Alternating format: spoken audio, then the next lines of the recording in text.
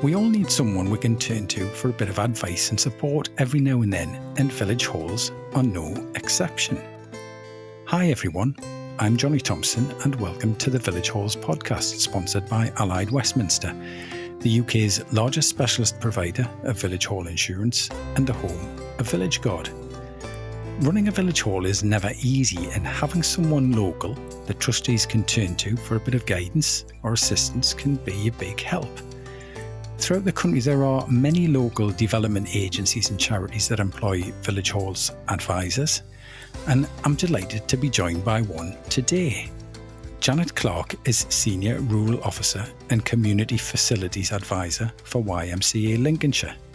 And today we're going to be talking about how she works with halls in her area and also some of the issues and challenges that village halls are currently facing. Hi Janet, thank you very much for coming on the show. Good morning, Johnny. Nice to be here.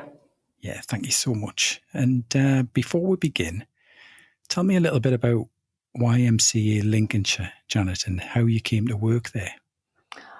Okay, well, I have worked within the voluntary and community sector for over 20 years, and 20 years of that time has actually been at what was formerly Community Links and is now part of YMCA Lincolnshire. We merged with YMCA Lincolnshire in October 2019, so not long before the dreaded COVID struck. Yeah. And the reason for that merger was to provide some future sustainability for the work of Community Links. So we are now part of the YMCA charity. Community Links doesn't exist, but we make up the communities team and are still based in Sleaford, where we've always been, and continue the valuable work that we've been delivering. And amongst that work is the Village Hall Advisory Service. Yeah. I've only been the Village Hall Advisor since April 2021, when I took over from Samantha Smith, who many halls in Lincolnshire will know of. Samantha provided such a lot of support and advice and had tremendous knowledge over a period of about 13 years. So it was big shoes to fill when I took over that role, although I'd sat opposite Sam for a long time. So I was aware of the work and I had some of the sort of transferable skills, for example, funding to bring to that role. So, yeah, I have been here since 2002. In August, it will be my 20th year with the organisation. Fantastic. And YMCA Lincolnshire is part of the Acre network in England, right? With It Acre is. being Acre's action with communities in rural England. That's basically, right. you're not the only village hall advisor around, are you? Not at all, no. So YMCA Lincolnshire took over that membership when Community Links finished. And Acre provide a lot of information and advice and obviously are there to advocate very strongly on behalf of rural communities. And one of their sort of main projects is the Village Hall Advisory Network. Yeah. So there are one of me in every county. And as many people will know, Acre have provided a lot of really useful information for halls during the pandemic that we as the local advisor have disseminated out to our halls across the county. And it's worth mentioning as well that there are equivalent rules in parts of Scotland, Wales and Northern Ireland as well. So it's really great that village, church and community halls have someone that they can turn to for support, isn't it, Janet? Absolutely, yes. I mean, running a village hall as a charity is a massive undertaking.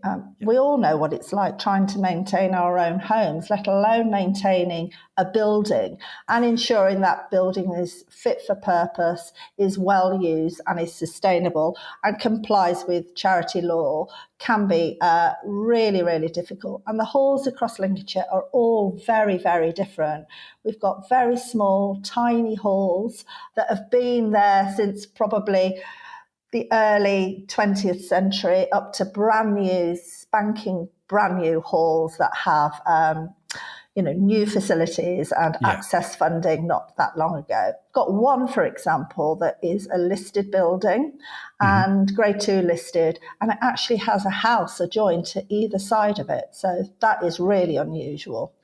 Yeah, there's so much variety, isn't there? Absolutely. And the challenges can be quite different from hall to hall. Yeah. So what does your role involve, Janet? What's a typical day look like? And no doubt you're going to tell me straight away that there's no such thing as a typical day. There isn't really any such thing as a typical day. And I'm not just the Village Hall advisor. I have other projects that I deliver on behalf of YMCA Lincolnshire. But I would say probably currently halls takes up most of my time. So my role is to support the management trustees of a village hall. So that can be anything from governance concerns or charity law concerns, right down to how often do I have to have my fire extinguisher checked. Yeah. So the range is massive. It's anything to do with a hall. And obviously funding as well comes into that. So I get lots and lots of inquiries on a regular basis from halls asking, those type of questions, really. And as I say, the range is vast. And of course, I can't be an expert on everything, but I have the wonderful backup of the Acre network, all those other advisors, and all the information sheets that Acre provide for me to use to support my village halls across Lincolnshire. So I do visit halls as well. I've got meetings set up. I was at a meeting last week with a hall that really needs to look at how it can become sustainable, move into the 21st century. But it's got a lot of hurdles to cross. It's very small, so what it's able to put on is limited. It doesn't have an accessible car park. The building needs a lot of work. So there's lots of advice and support to give to someone like that. And it can be that, or it can just be, someone asked me for an information sheet on safeguarding, for example. Could I send an updated information sheet on safeguarding? So that can be something very light touch, up to, maybe having to visit halls on 2 or 3 or 4 occasions to provide that ongoing support that they might need.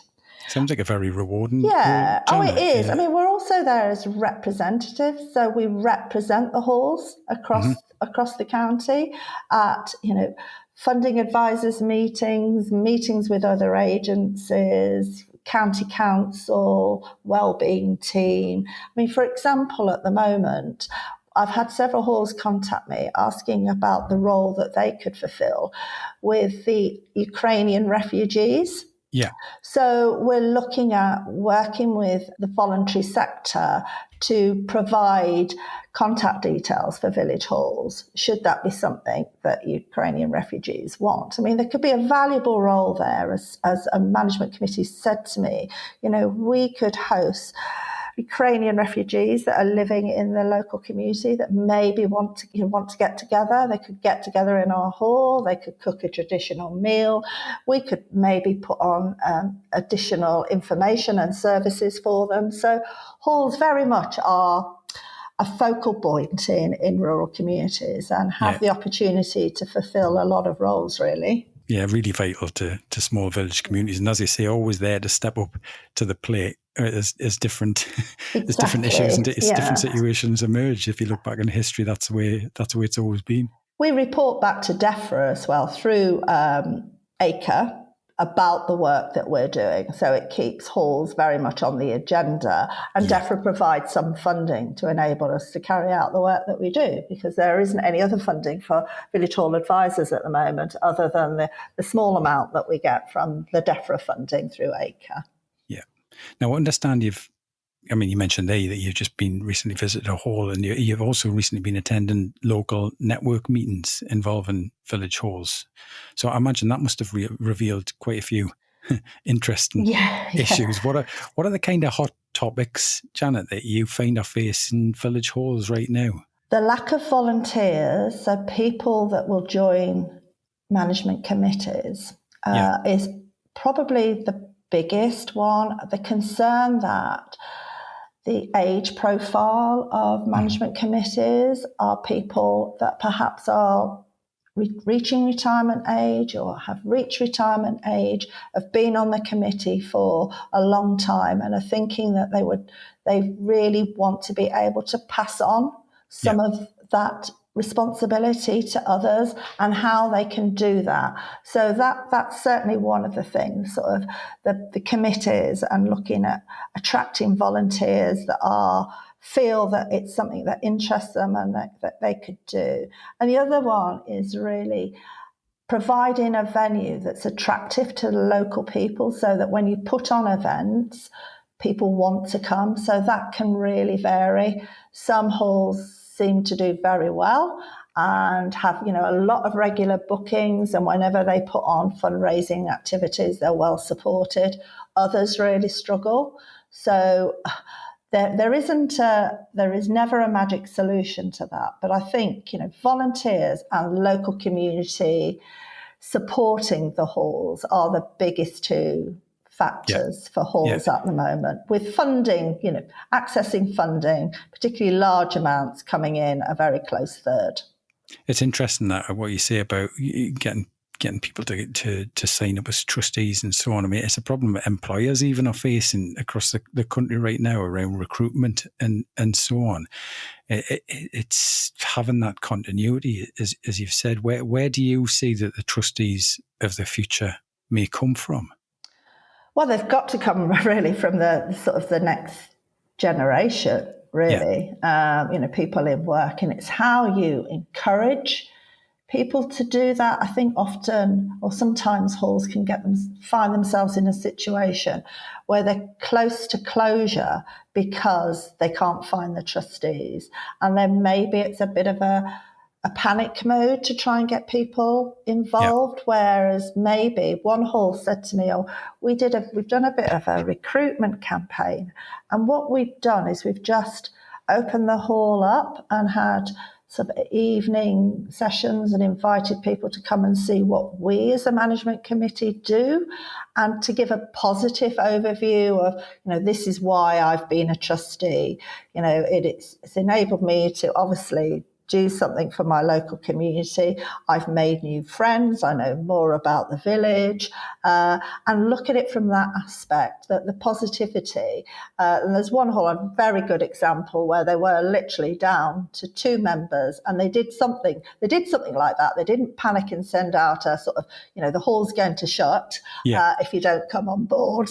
They did a sort of evening and put on a few drinks and nibbles, got people in that way, and managed to get some people to volunteer, just initially to volunteer onto the management committee.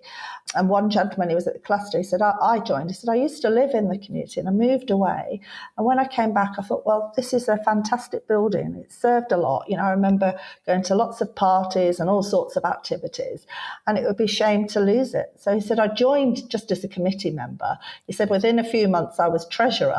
But he hadn't joined with that intention. And I think it can be very daunting for people. And I fully understand why people think, gosh, it could be a lot of work. Do I really want to take on the secretariat role? Do I really want to be a treasurer? So it can be really difficult. And I think, where halls can work together as a management committee and say, well, we're all here to support one another, then maybe that becomes more attractive. But we're all busy, aren't we, Johnny? We lead busy lives. And I think, our lifestyles are very, very different from what they were, 20, 30 years ago. When you've got young families and you're maybe having to transport children to school, and you get involved in the activities that they're involved with, and they're not at schools in the village, they're further away. So people's social time is much less than it used to be. Yeah, and there are other almost competing factors, isn't it? Absolutely. That people turn their attention to. And I guess it's interesting what you said about halls reaching out to the community to recruit and to find trustees. And what I've noticed, many of the successful halls tend to reach out in a similar way to discover what the needs of the local community are as well.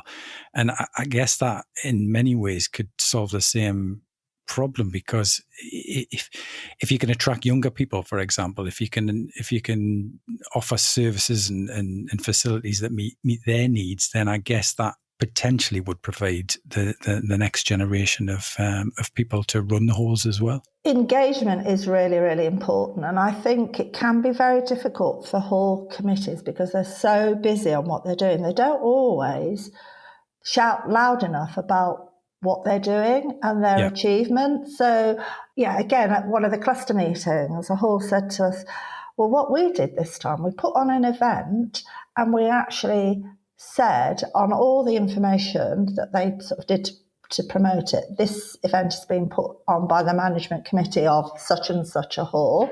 We raise funds through this way to put on this event. And what we're hoping to do with the money raised from the event that we're putting on is, and they also made sure that during the event, they kept people abreast of that as well, and thanked everybody for coming and said, we have now raised and this is what we're going to do. So that keeps people involved, because I think, as someone that just attends something, you just turn up, don't you? You don't think about what's gone on behind the scenes to put that on, or, who's been involved, all the hard work. And I think it's where communities or where village halls can do that. Maybe that helps too.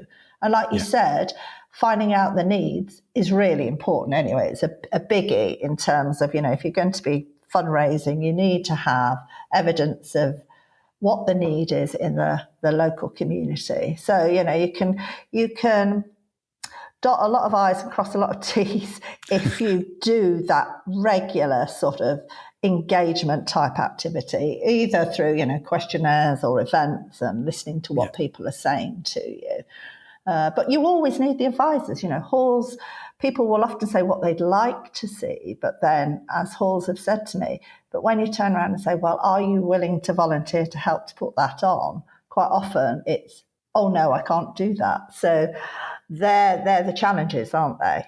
Yeah, absolutely. And the funding, which is the third point that you mentioned as well, is well, it's the one that's always there, isn't it? And I guess this is an area that you and your network of fellow village hall advisors really can offer a lot of support with as well. We do, and we're not the only organisation that can offer the funding, expertise. I say to halls, grab all the expertise and support that you can, because obviously we have the CVS, Council for Voluntary Service Network in Lincolnshire. So we have Lincolnshire CVS and we have the VCSs, which cover West Lindsey, Lincoln City and North Kesteven.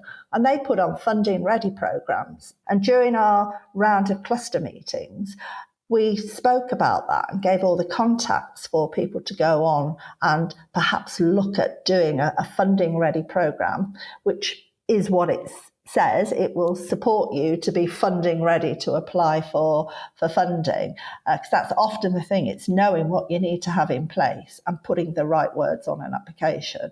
We provide that support too, but there is an actual programme that people can do. So it's about us in the voluntary sector working together to support the management committees of halls, which is what we're definitely trying to do. And funding, there is funding out there. What there's a lack of is large amounts of money in one pot. So it's much more challenging for halls if they're wanting to apply for thousands of pounds. It's not so easy. And lottery funding is obviously very competitive. And I think, when lottery funding started back in the late 1990s, we were all thinking we could be millionaires. So everybody sort of bought a lottery ticket and people continued. And now not so many people buy them. So there isn't so much money. And with, the financial situation that we're facing in this country at the moment, it could be that there are even less lottery tickets purchased, which means there's even less money. And although there are other funders out there, lottery has always been quite a bread and butter for halls, particularly where there's large refurbishment projects, or even new halls have been funded from lottery money. And there's very little of that available now. So I guess the key is to evolve, isn't it? That's in essence what's needed, and being able to turn to people like you to pick up on ideas. This idea of networking as you mentioned, you bringing halls together and all meeting together at the same time is a great way, isn't it, of getting that communication? Because it can be a very lonely place running a village hall in isolation. Yeah, I mean, we facilitate that. And actually, the best advice and support always comes from other halls doing exactly the same as you. They're the ones that know what it's like on a day-to-day basis. I'm paid to do a job, and yes, I have a lot of resources at my fingertips, but I don't have that day-to-day knowledge of, running a hall. So it's great when you put on these networking events and people are asking each other, for ideas on what they can do. I mean, I know from my last cluster meeting, which was in Huttoft last Thursday night, one hall is now coming to visit Huttoft Hall to talk to them about how they access some certain funding. So that's good, isn't it? That's the type of thing that, we've made an appointment, we're coming across to speak to the hall separately because we like what they've done here. So, if you can do that is excellent, really. You find people chatting and talking about what they've done, how maybe they've recruited, as I've said, that's come out of some of the meetings, what people have done. And we've had big discussions about what can halls do to be the sort of attractive to people moving forward. Have they got yes, there are still some of the traditional things that halls are known for, the parties, the family celebrations, weddings, funerals, all those sort of things. Halls are still really well used. And some of the traditional sort of activities, quizzes, bingos, things like that still happen in halls. But what else can they provide? Can they be a hub for information? Can they offer support for people that are lonely? Loneliness is one of the biggest sort of single concerns in our society at the moment. And that's not just loneliness in older people that are maybe living on their own. We know that a lot of young people also experience loneliness. What can halls do to work with the agencies to perhaps provide a facility where some services or activities can be put on to support that? So bring people together. It's linking things like that up, really. Wonderful. Jana, thank you so much for your time today. It's been really interesting finding out what you do and what others in the network do as well, and also what things are like out there, out and about in rural communities right now. It's difficult, but we've got to stay positive, haven't we, as well? Absolutely. And I think I'm just going to add, a lot of halls have said, in some ways, the pandemic provided them with income because most of them received funding, government COVID grants.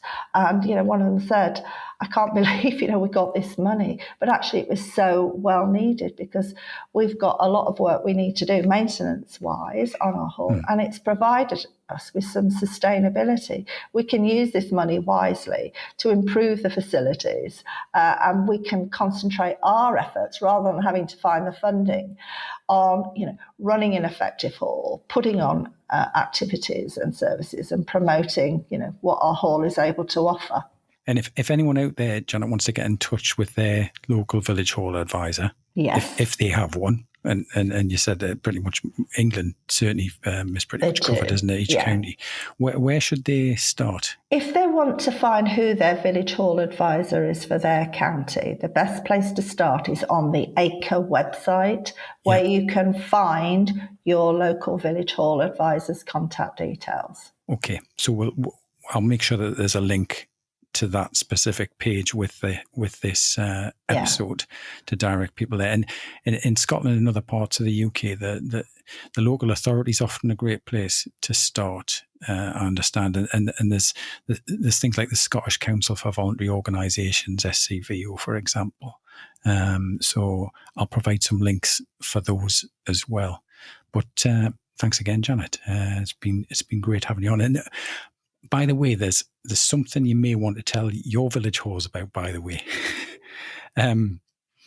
It's our Wonderful Villages Awards, and there's 5 awards altogether, including things like Project of the Year, and a young person's award, with each winning £1,000 for the local village church or community hall. So if you could spread the word around on that one. Have you got a link for that? Yeah, there's more information about the awards on our website at the villagehallspodcast.com. And actually, what we're going to be doing, Jan, over the next few weeks is sending out some information to Village Halls advisors across the country. Yeah, so I've got a newsletter. When are the awards taking place, Johnny? The awards are live now, right? And okay. But they're running right the way through to the end of October. So there's I can get stuff on our blog and out through the newsletter. Yeah, there's still plenty of time with that. So, we'll be contacting the various Village Halls advisors with, a flyer and things like that can be passed around on that. Yeah, brilliant. But so it'd be great to have your support on that. Really no problem at all. And that's all for this episode. Many thanks to our headline sponsor and specialist insurance provider, Allied Westminster, for making our podcast possible, and whose services you can discover more about at villageguard.com, and to online booking system provider Hallmaster, who also sponsor our podcast and can be found at hallmaster.co.uk. You've been listening to the Village Halls podcast, a unique listening community for Britain's village, church and community halls, and anyone interested in the vital community services they provide. We'll be back again soon with another episode, so if you haven't already, visit thevillagehallspodcast.com to subscribe, sign up for updates, link through to our social media pages, and to find out more. But until the next time, goodbye for now.